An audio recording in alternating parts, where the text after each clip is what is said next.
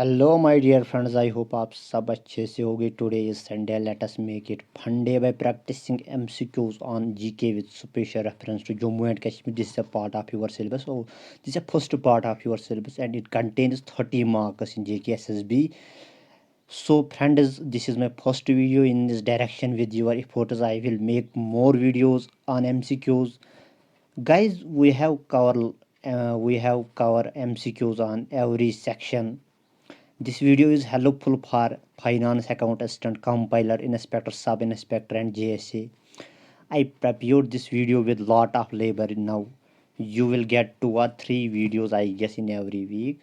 It takes lot of time by making these videos. Had it been copy pasted, then I would come with daily videos. But I am putting lot of labor and efforts to make it at par with your SSB standards. So please do subscribe and hit the bell icon. Here you will get daily job updates, admission updates, and career opportunities plus JKSSB related videos recently launched. I hope all of you have completed your preparation. Now it is time to practice more and more MCQs. This is the way by which you will clear this exam with good rank. So let us practice MCQs. Friends, यहाँ पे test practice set first it contains MCQs on general knowledge with special reference to Jammu and Kashmir. So this is the first part of your syllabus which has 30 marks in finance account assistant. I have made this video with the demands from lot of students. So I have made this video by making lot of efforts. So here is question number first for you, that is Rahul Bhatt is associated with, यानी आपका जो syllabus है उस पर दिया गया है popular personalities. That is why I have taken this question. तो here is a dancer, actor, singer और फुटबॉलर. क्या है आपका आंसर? पहले वीडियो को पॉज करिए, देन आंसर करिए. तो उसके बाद मुझे अपना स्कोर बता दीजिएगा. Be honest with your self. अगर आप अपने साथ ऑनेस्ट रहोगे तो obviously you will get through success. तो इसका आंसर क्या है? तो पहले आप बताइए, कमेंट सेक्शन में ज़रूर बताइए. तो इसका आंसर है बी, यानी Rahul Bhatt is associated with actor. ठीक है दोस्तों. तो यहाँ पर मैंने हर एक टॉपिक के MCQs मैंने यहाँ पे कवर करे. तो क्वेश्चन नंबर दो है यहाँ पे. Abdul Samad is a cricketer for Jammu and Kashmir, played IPL 2021 for which team? RCB, Sunrisers Hyderabad, Kolkata night Riders, Chennai super Kings.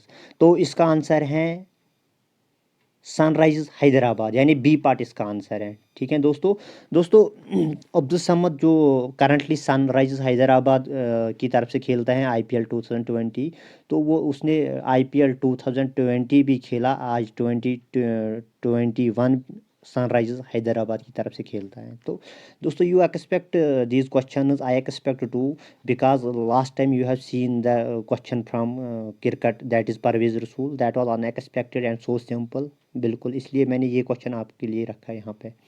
तो क्वेश्चन नंबर थर्ड है आपके लिए. A scheme called Amrut comes under which ministry? एक स्कीम है गवर्नमेंट ऑफ इंडिया की तरफ से. आपके सिलेबस में स्कीम्स भी हैं, central schemes. That is why मैंने ये क्वेश्चन यहाँ पे रखा. तो ये आपको बोलना है कि किस मिनिस्ट्री के तहत आती है. Ministry of transport and communication, ministry of renewable energy, ministry of housing and urban development, ministry of finance. दोस्तों इसका आंसर है ministry of housing and urban development, यानी सी इसका आंसर है.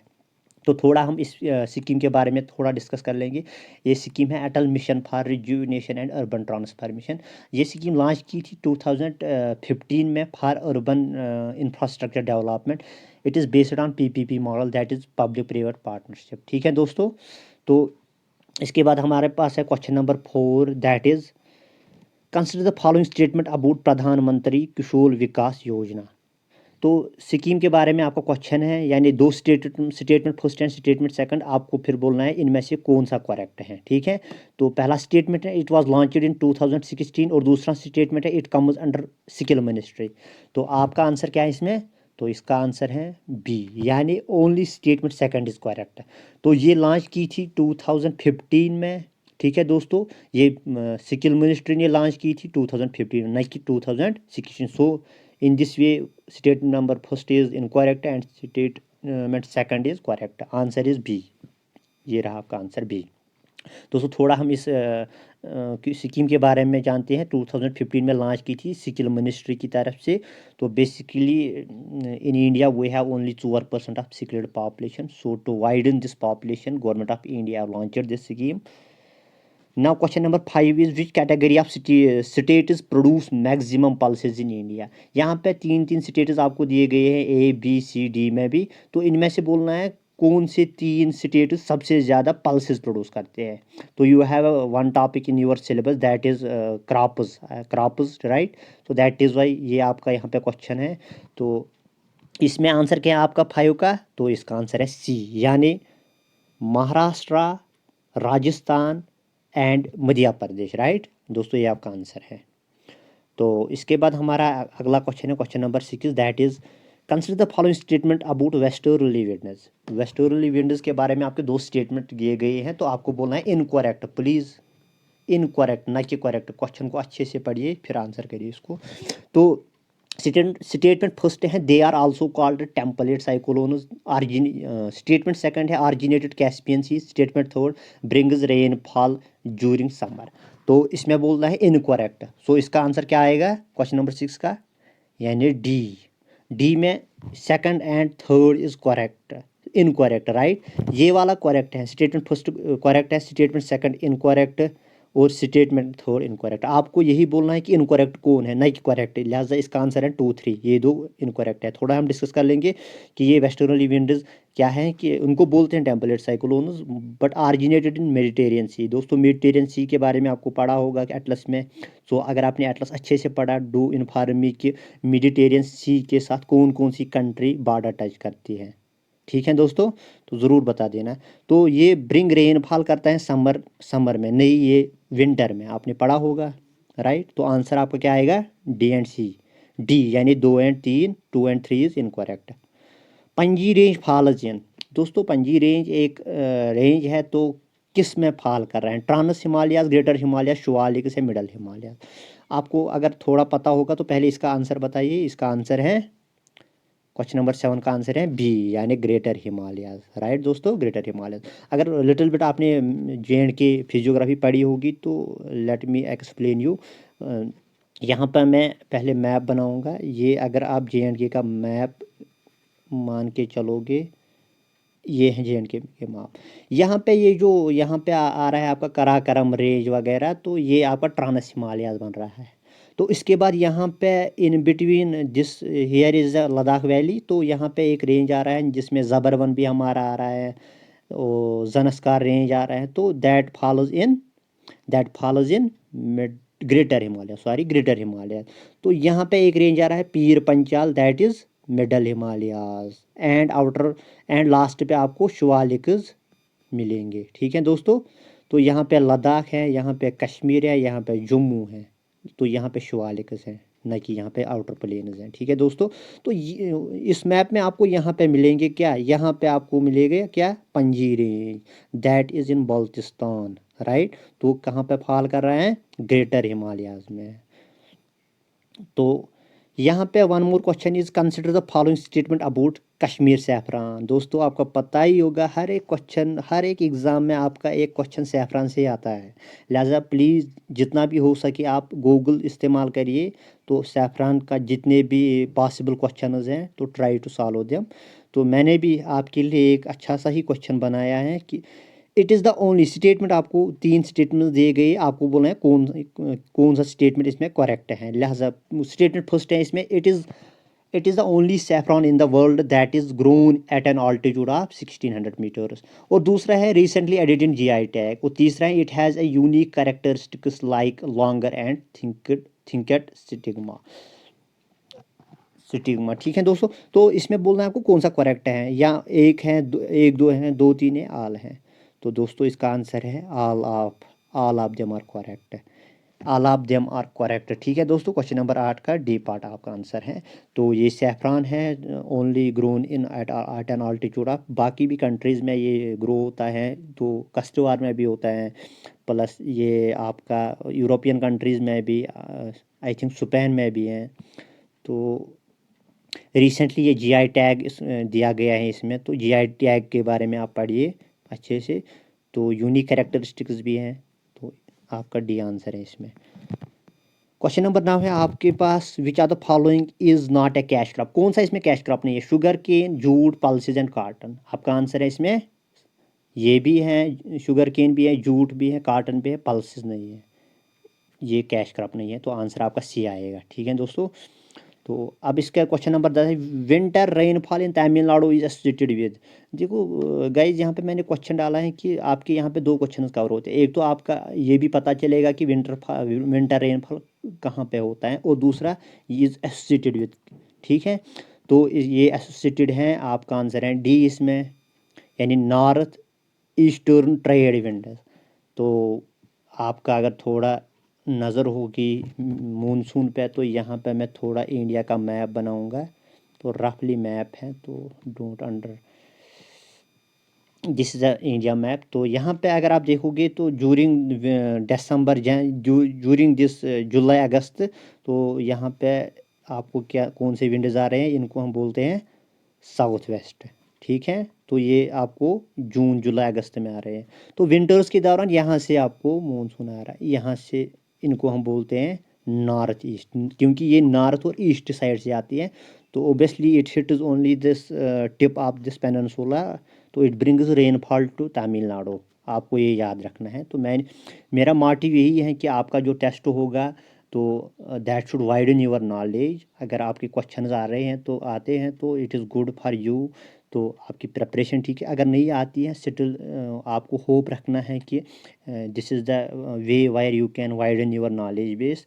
ठीक है दोस्तों, हालांकि टेस्ट का यही मोटिव होना चाहिए कि आपकी नॉलेज इंक्रीज़ होगी। मैं यहाँ पे क्वेश्चन भी डिस्कस कर रहा हूँ, उसके रिलेटेड जितने भी पॉइंट्स हैं, तो वो भी मैं डिस्कस कर रहा हूँ। यहाँ पे क्वेश्चन नंबर 12 है, golden quadrilateral connects which group of cities. तो यहाँ पे ग्रुप ऑफ सिटीज़ चार चार दिए गए हर एक पार्ट में, तो आपको बोलना है कौन सा। तो दोस्तों यहाँ पर मैं आपको बताऊँ कि जो ये गोल्डन क्वाड्रिलेटरल है, ये आपको कनेक्ट कर रहे हैं कोलकाता, मुंबई, दिल्ली एंड चेन्नई। तो अगर आपने इसके बारे में पढ़ा होगा तो आपको पता ही होगा, ये अगर इंडिया का मैप है। ओ सॉरी, ये तो बिल्कुल भी अच्छा नहीं हुआ, तो let me draw another one.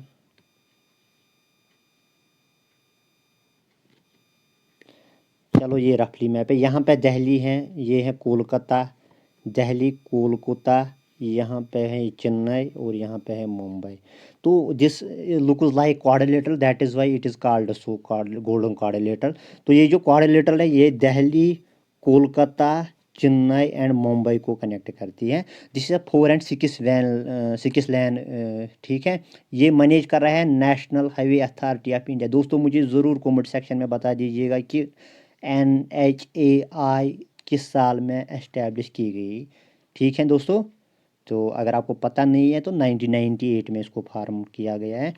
तो ये जो गोल्डन क्वाड्रिलेटरल, ये जो प्रोजेक्ट है, ये स्टार्ट हो गया 2001 में, एंड इट एंडेड इन 2012। ठीक है, तो यहाँ पे नेक्स्ट क्वेश्चन है, question number 13 is consider the following statement about border road organisation.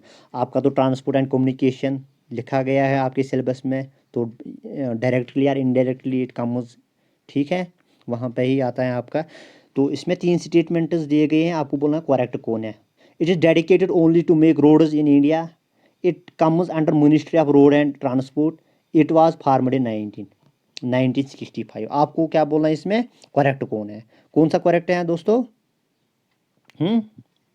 आपको यही बोलना है कि इसमें करेक्ट कौन सा है, कौन सा है दोस्तों। ये जो आपका क्वेश्चन है, इसमें है इसमें कौन सा करेक्ट है, ये जो नन वाला है, यहाँ पे कोई भी करेक्ट नहीं है। सुनो कैसे, क्वेश्चन नंबर 13 में आपको dedicated to make roads in India, नहीं, ये तो इसने अफगानिस्तान में भी रोड्स बनाए थे, नेपाल में भी, इनफैक्ट म्यांमार भी। So this one is incorrect in this way, right. तो it comes under ministry of road and transport, नहीं, ये डिफेंस मिनिस्ट्री। ठीक है, तो फार्मड इन 1965, नहीं, 1960 में ये इसको एस्टैब्लिश किया गया है। ठीक है, तो in this way all the 3 statements are incorrect, so your answer should be D. Next question है question number 14, A popular and abled king Porus asked for help against Alexander invasion from which of the following king? जो आपको पता ही होगा, porous और Alexander के बीच एक वार हो गया। अलेक्जेंडर जो यूरोप से आया था उसने पूरा इन्वेड किया था सेंट्रल एशिया, प्लस अब उसको इंडिया आना था, मगर उसको एक एबल्ड रूलर मिला था वहाँ पे इंडस बैंक पे। तो उसने उसके साथ फाइट की थी, मगर जो अलेक्जेंडर की आर्मी थी that was more powerful than Porus. तो पोरस ने भी अच्छे से उस जंग को लड़ा, बट उसने कश्मीर में at that time there was a ruler in Kashmir, तो उसने उसको मदद मांगी थी। तो वो कौन सा रूलर है इनमें से? देवराय कौन है? अबीसारस है यहाँ पे, हैं अबीसारस, बी पार्ट है इसमें, ज़रूर याद रखना ये। तो इसके बाद आपका है who among the following ruler extended Jammu kingdom up to Gujarat? Easy सा क्वेश्चन है, आपको आना चाहिए। इसमें कौन सा होगा? अजब देव। ठीक है दोस्तों, ये आसानी है। तो मुझे ज़रूर इन्फॉर्म करना कि क्वेश्चन की लेवल मॉडरेट थी, एक्सट्रीम या बिलो नॉर्मल, तो आपका स्कोर भी क्या आ रहा है। ठीक है, ये भी मुझे बता देना कमेंट सेक्शन में। Consider the following statement about Maharaja Pratap Singh. तो कुछ चार स्टेटमेंट्स आपको यहाँ पे हैं, तो आपको बोलने हैं इनकरेक्ट, वर्डिंग पे ध्यान रखना, इनकरेक्ट कौन है इसमें। तो statement first is he abolished beggary, statement second is abolished export duty on shawls, statement third world famous houseboat made during his rule, fourth he passed compulsory education act। दोस्तों इसका answer क्या है? यानी इसका सी है। 2 इनकरेक्ट हैं और 4 भी इनकरेक्ट हैं, first and third is correct. तो इसने अबॉलिश बेगरी की थी, तो स्टेटमेंट सेकंड क्या है? अबॉलिश एक्सपोर्ट ड्यूटी, नहीं उसने एक्सपोर्ट ड्यूटी अबॉलिश नहीं की थी, किसने की थी फिर? हाँ जी, हाँ ये मुझे भी बता देना कि कमेंट सेक्शन में किसने ये अबॉलिश की थी। उनमें से एक रूलर था। ही पास्ड कंपलसरी एजुकेशन एक्ट, नहीं इसने नहीं किया था, किसने किया था? हरी सिंह ने। ये तो रणबीर सिंह ने, ये हरी सिंह ने। ठीक है, तो इसलिए इसका आंसर हो गया सी, यानी 2 and 4 are incorrect. Question number 17, culture of Jammu and Kashmir influenced by. तो Hinduism, Islam, Buddhism, all of the above. तो आपको अगर पता ही होगा ऑल ऑफ द अबव इसका आंसर है, क्योंकि हिंदुइज्म से भी इसका इन्फ्लुएंस पड़ा, इस्लाम से भी, बुद्धिज़्म से अशोका आया था यहाँ पे हमारा, शाहमी डायनास्टी आई थी इस्लाम में, हिंदुइज्म आपको पता ही थी। ठीक है, डोगरा वगैरह। तो अब हमारा क्वेश्चन नंबर 18 है, consider the following paintings, Kangra painting, Basohli and Pahari painting. ठीक है, which are the following painting या paintings associated Jammu and Kashmir? Jammu and Kashmir से कौन सी पेंटिंग एसोसिएट है? तो इसका आंसर क्या है दोस्तों? दोस्तों ऑल ऑफ द वो इसका आंसर है। ठीक है, arrange the following rivers from north to south. आपको कुछ रिवर्स दिए गए हैं, तो इनको नॉर्थ टू साउथ अरेंज करना होगा। हाँ,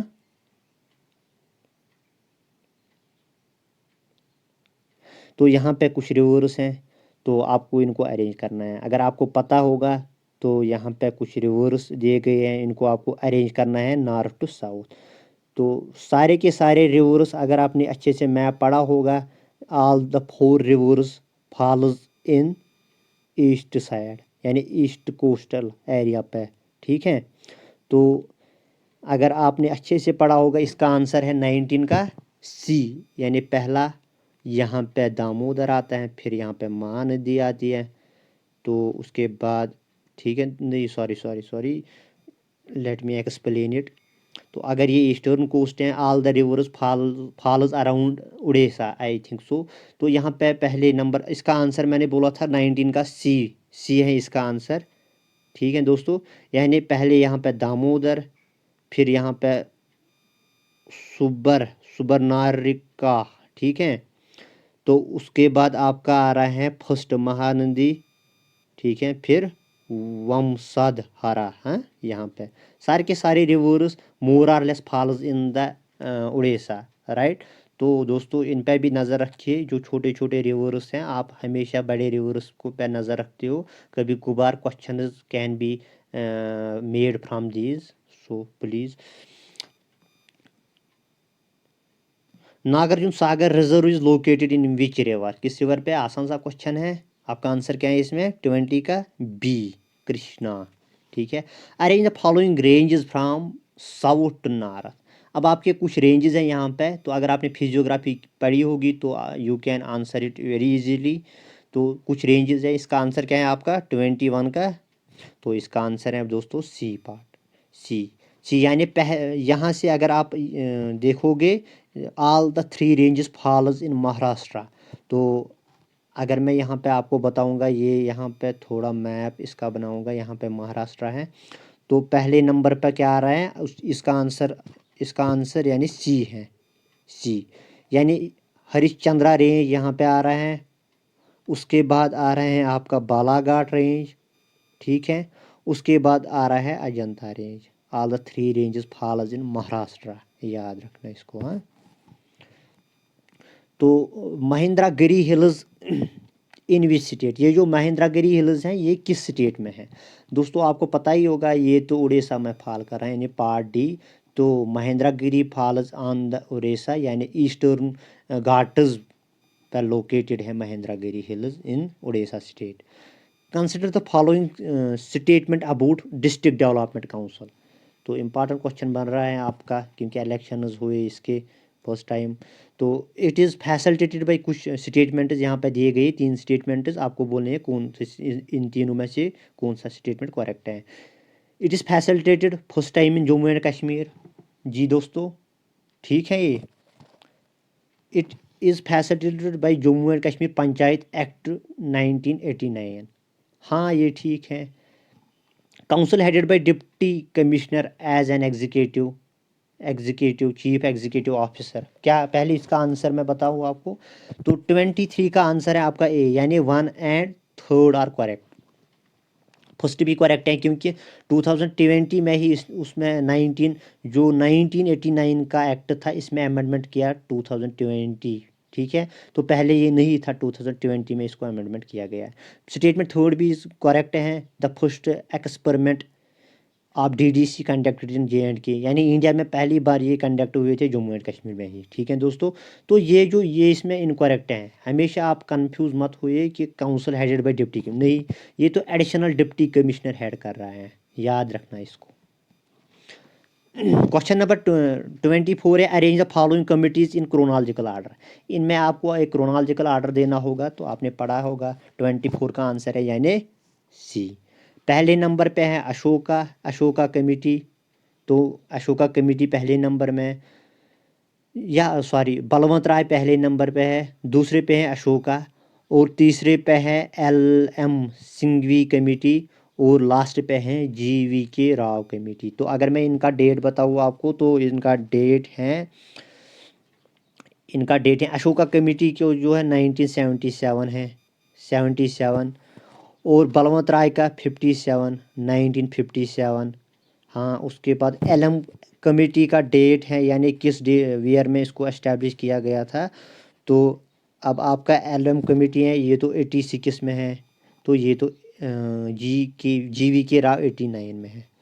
तो आपका आंसर सी बनता है। तो 25 question number 25, consider the following statement about J and K. Reorganization act 2019। तो introduce by law ministry. Under this act LG has no power to promulgate ordinance. आपको बोलना इन दोनों स्टेटमेंटों से कौन सा करेक्ट है। तो इसका आंसर क्या आ रहा है आपका? यानी इसका आंसर डी है, नन इज़ करेक्ट। इंट्रोड्यूस किया था होम मिनिस्ट्री यानी अमित शाह ने। ठीक है। तो दूसरा, एलजी हैज़ नो पावर, नहीं, एलजी को पावर है, ही कैन प्रोमलगेट ऑर्डिनेंस। ठीक है, ऑर्डिनेंस। तो इसका आंसर है आपका डी। तो 26 क्वेश्चन नंबर है, consider the following statement about Nehru statement. आपका हिस्ट्री का पोर्शन है वहाँ पे, मॉडर्न इंडिया, तो इसलिए इसमें भी 1-2 क्वेश्चन मैंने रखे हैं। तो इसमें 3 स्टेटमेंट्स आपको बोलने हैं, which statement is are correct. ठीक है। तो इसने इसका पहले मैं आंसर आपको बताऊँ, तो इसमें 26 का आंसर आपका ए है, यानी 1 and 3 is correct. 1 and 3 is correct. Reject किए थे उसने separate electrodes, formation of linguistic state की डिमांड भी थी इसमें। मगर इस पर बोलता है it is prepared only by NC, नहीं, all parties even Muslim League also participated. ठीक है। तो इसलिए ये इसमें सेकंड वाला इनकरेक्ट है, बाकी के जो 2 हैं करेक्ट हैं। आंसर आपका ए आएगा। Put them in chronological order, यहाँ पे ये इनको आपको क्रोनोलॉजिकल आर्डर में करना होगा, ठीक है। तो आपका आंसर क्या है इसमें 27 का, इसका आंसर है दोस्तों बी। यानी first Lahore session of Indian national Congress किस साल में, 1929 में हुआ, ठीक है। तो पूना पैक्ट कब हुआ, तो पूना पैक्ट आपका हुआ दोस्तों सितंबर 1932, ठीक है।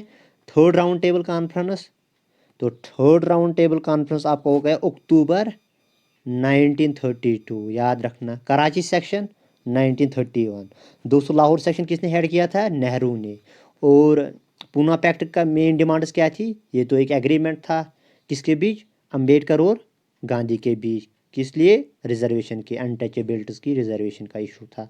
तो थर्ड राउंड टेबल कॉन्फ्रेंस का आपको पता ही होगा। तो कराची सेशन भी पता होगा किसने हेड किया था, पटेल ने। इसमें आप फंडामेंटल राइट्स की डिमांड्स रखी थी। लाहौर सेक्शन में पूर्ण स्वराज, ठीक है दोस्तों, हो गया आपका क्लियर। तो यहाँ पे वन मोर क्वेश्चन इज, स्वदेशी बंधन समिति वाज फार्मड बाय, स्वदेशी बंधन समिति वाज फार्मड बाय, किसने फार्म किए थे, गोखले, वीडी सरोकार, तिलक, ए.के. दत्त। आंसर है ए.के. दत्त। किस साल में, 1905। दोस्तों जब स्वदेशी एंड बॉयकॉट मूवमेंट चल रही थी, तो against that movement A K. Dutt have made this movement, ठीक है। तो किस लिए, क्योंकि प्रमोट करने थे इंडियन के गुड्स, ठीक है। तो यहाँ पे 29 क्वेश्चन है, which are the following group of districts touches the border of Ramban. दोस्तों आपको बोलने थे इनमें से कौन सा ग्रुप रामबन यानी डिस्ट्रिक्ट रामबन को टच करते हैं, इनके इसकी बाउंड्री को। तो आपका आंसर क्या है इसमें दोस्तों, 29 का आंसर क्या है जी दोस्तों, इसका आंसर है थर्ड, यानी अनंतनाग, रियासी, कुलगाम, उधमपुर, दोडा। अच्छे से मैप को देख लेना तो आपको पता चलेगा। 30 क्वेश्चन आपका है यहाँ पे। Consider the following communities of India and put them in ascending order as per their population. दोस्तों you have a topic on demography, so इसका क्वेश्चन बन रहा है यहाँ पे, डेमोग्राफी का क्वेश्चन है आपका। तो आपको क्या करना है कि ये जो कम्युनिटीज़ हैं इनका आपको असेंडिंग यानी आपका आर्डर जो होना है ascending order as per their population. तो इसका आंसर क्या बन रहा है 30 का बी, ठीक है दोस्तों, इसका आंसर बन रहा है बी आपका। यानी जेन्स के पॉपुलेशन असेंडिंग सबसे कम, फिर उससे ज़्यादा ज़्यादा ज़्यादा। जेन्स का कितनी पॉपुलेशन है, जेन्स का आपका बन रहा है 0.4%, 0.4%, ठीक है अप्रॉक्सीमेटली। तो बुद्धिस्ट का कितनी बनती है आपको 0.77 अप्रॉक्सीमेटली। उसके बाद आपका सिख्स का 1.8, ठीक है दोस्तों 1.8। फिर उसके बाद क्रिश्चियंस का सबसे ज़्यादा 2.34, ठीक है।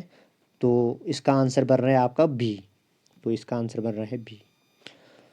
दोस्तों यहाँ पे ये जो आपका MCQ सेट था 30 क्वेश्चंस का, तो इट एंड्स हेयर फ्रेंड्स। आपको अगर मेरा वीडियो पसंद आया please do subscribe and share with your friends who really need it. और अगर मुझे इम्प्रूवमेंट की ज़रूरत है please do inform me on comment box. If you have query or any doubt about this video please inform me on mail given in description. Thank you for